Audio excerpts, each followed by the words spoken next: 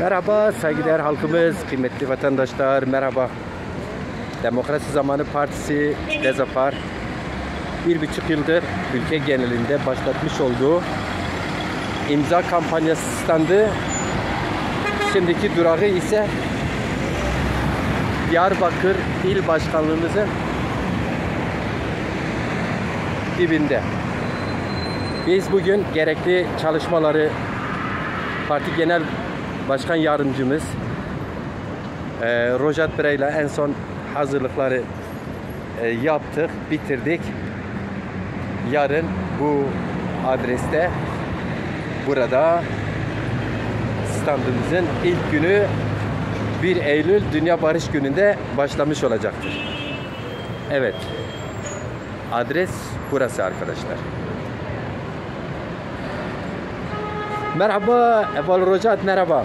مرحبا مبخیر انباز رجعت سنین سلامتی صاحبی وشی جان شما سلام میکنم انباز ما جای شهر ما و قدر گران اون ما دیاربکر در فعالیتی مای سمد کوور به بری حکومت دزازکی بیروش ناسنایشی رسمیتا آیدا ما گوره کنی کمپانی ما امضای همه رامنا و keşkelun jod yeri aşmede magu ofiste.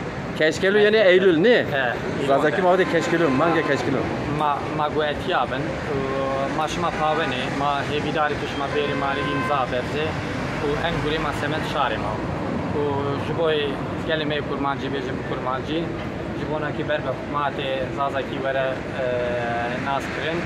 Jiber bir avay kampanya imza edacağım. Ez duhazım halkime kadir gören velat Paris beraber pişkiriye halkime bike.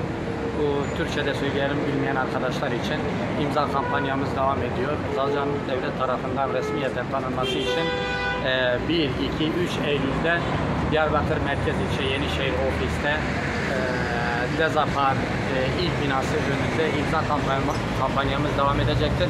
Tüm halkımızı imza vermeye, sesimize ses olmaya davet ediyoruz. Saygılar ve maneveşiyle. Ve maneveşide, çimonise.